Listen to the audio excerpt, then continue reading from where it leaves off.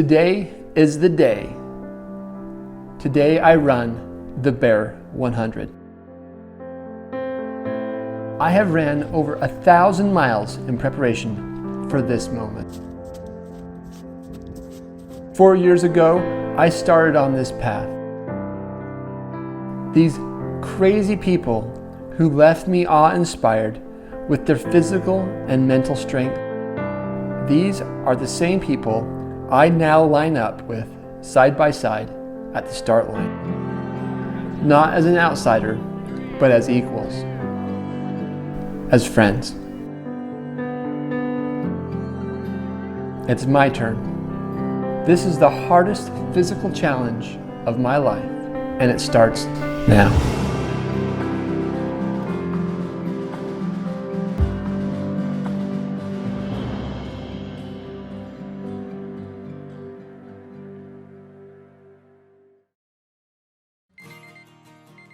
Four years ago, I had no intentions on running anything, anywhere.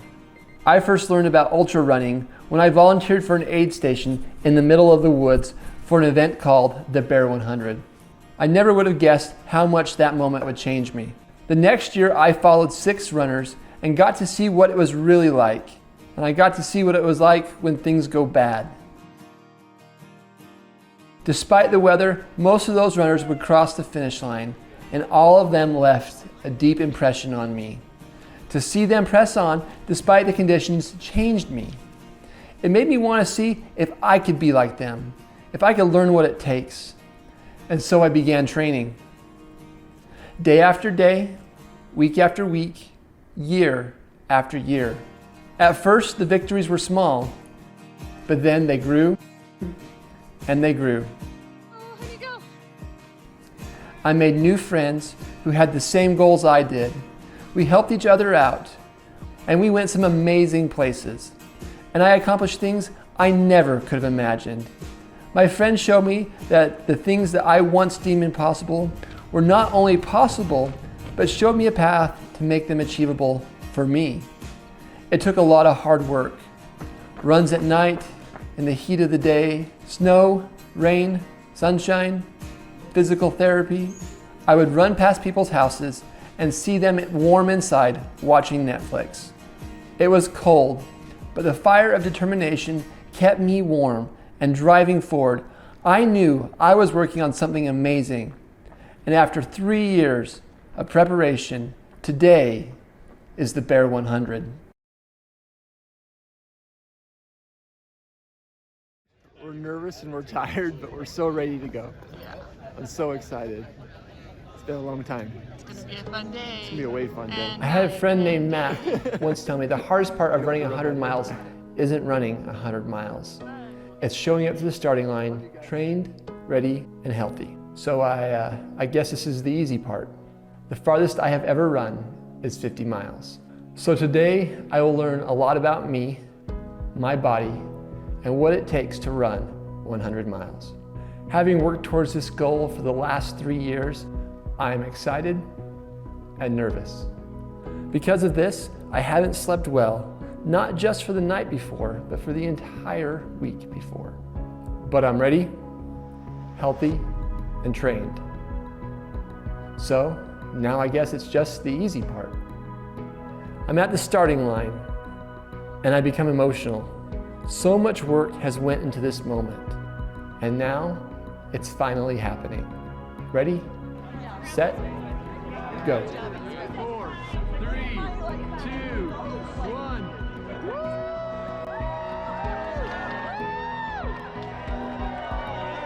So much sacrifice from my wife, my family, and so many late night runs after the kids have went to bed.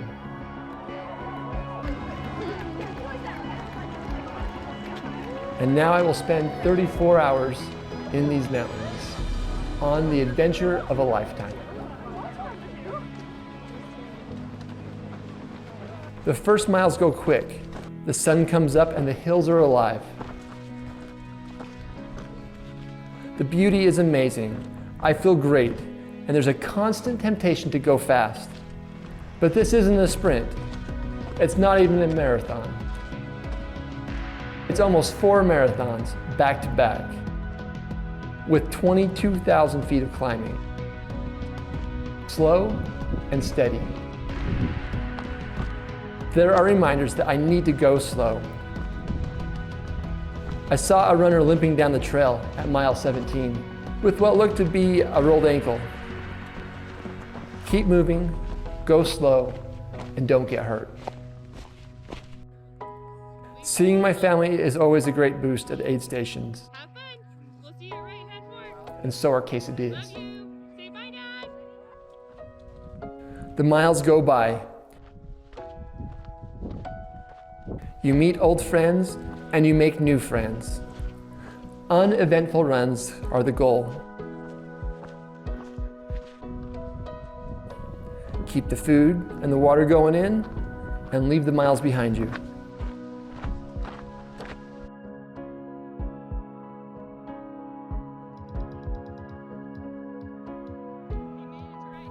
Don't think about the dirt under your feet. Focus on the trail 5 miles ahead. Make sure that future you has what they need to keep going. Eat food and take care of problems now, before they're a problem.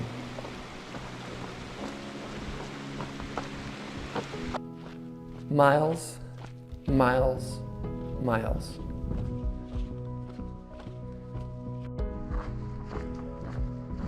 The trails are amazing. A rainstorm a few days ago has made the dirt tacky, but not muddy. So good.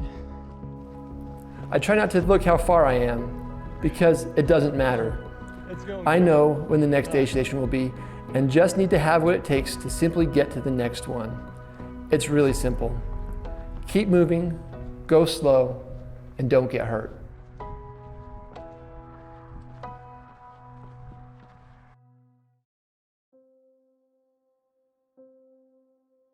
Welcome to mile 52, the unknown. The sun has just gone down, and now we begin uncharted territory. I have run in the dark, but never for the entire night. But the plan is the same. Keep moving, go slow, and don't get hurt. Just with lights. At this point, pacers are allowed. They're there to make sure you don't go off course, give you company, and most importantly, don't die. Friends make this part better, so choose people you like. I feel like I'm having the race of my life, and things are going so well. I'm not worried about safety, I'm feeling good, and my head is in a good place. Love you, babe. You're doing awesome. Time and miles fly by. It's early, very early in the morning now, and I'm confined only to see the trail about 30 feet ahead. But that's all I need. I know there are animals out there that want to eat me, but out of sight, out of mind. Another part that is out of sight, the beautiful mountains. It's sad because this is some of the most beautiful parts of this course. My pacer Andy and I stop for a moment, turn off the lights, and gaze at the heavens. It's so beautiful. I could watch the stars for hours, but it's a race, so onward we go. I pick up my next pacer, BJ. This is the long part of the night, but the adrenaline is still strong. The steep trails can't even stop me. I'm unstoppable. Not fast, just unstoppable. Running with friends in the dark is a wonderful experience. Aid stations are quick. I refill my baggie of calories for the next leg and take care of any maintenance issues that may be needed. Luckily, I'm feeling good. I knew it would be dark and cold, so to lift my spirits, I had my kids leave a surprise in 3 of my drop bags. I didn't want to know what they were, but I wanted to be a surprise that I could eat. It was such a great idea. It made me excited to see what surprise I would find. It gave me a boost of morale in the cold, dark times of the night. I can tell I'm starting to get tired, both physically and mentally. I accidentally put lemon lime Gatorade in my chicken broth and still drink it. I'm starting to get a bit fuzzy, which is to be expected. I'm almost 70 miles into this. More miles, more darkness, more eating. I have found I'm very lucky. My stomach is ironclad, and at the aid stations I can eat almost anything, as long as I don't eat too much. This old engine can take pretty much any kind of fuel with no problem.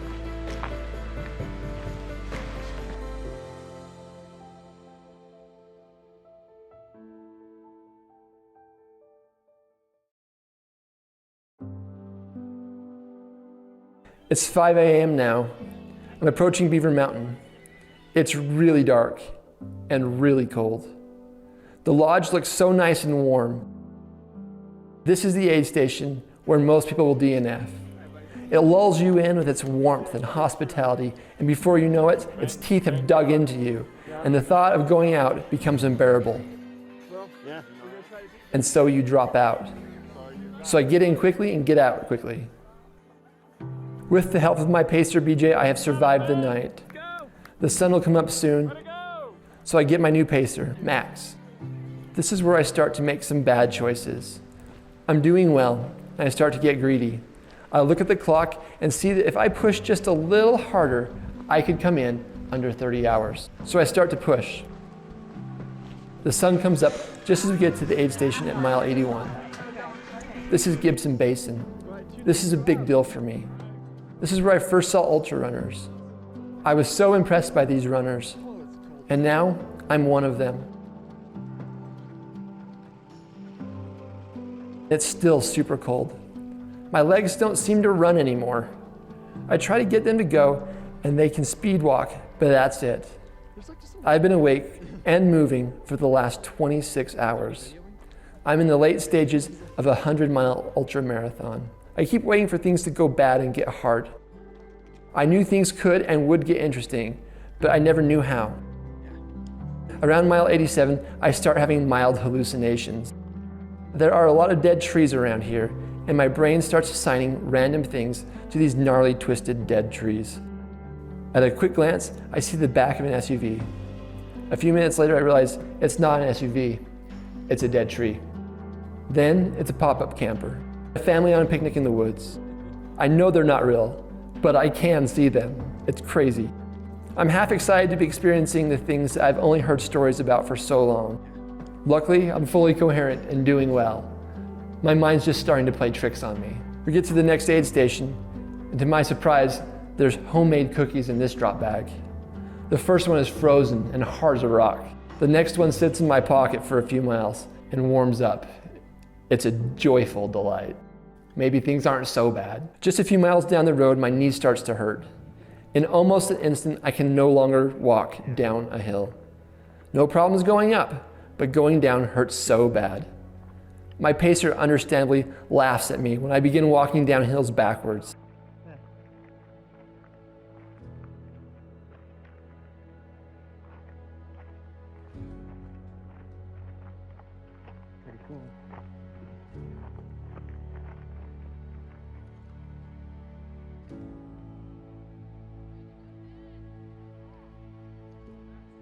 I say goodbye to Max at mile 92. He's my final pacer. I wanted to be alone on this last leg. I wanted to feel the pain, and that's what I got. The final climb that has intimidated so many is tough, but I make quick, easy work of going up. And then I get to the top. I can see Bear Lake and the finish line. I am so close. All I have is a 5-mile run downhill, but I can't run. I also can't walk downhill. I spend the next 2.5 hours slow stepping down this mountain. The progress is slow and hurts so bad. I know I will finish, but I know it won't feel good. My mind wants to go fast, but my body simply will not comply. Slow, steady, and don't get hurt anymore. By the time I get to the bottom, I am beat. I make the final turn and I see the finish. My mind becomes overwhelmed with emotion. So much hard work is about to pay off. All the runs, all the sacrifice.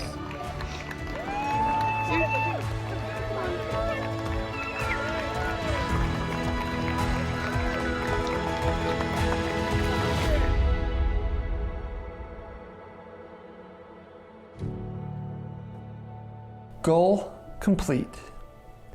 Exhausted and satisfied. I did it. I have my 100-mile buckle. But the real prize, the prize of real value, is the person that I have become in these last 4 years. I feel like I have been given a key to a new way of thinking, a more driven, more dedicated, more fulfilling way to live my life. And in looking back, I think that's what I was really looking for all along.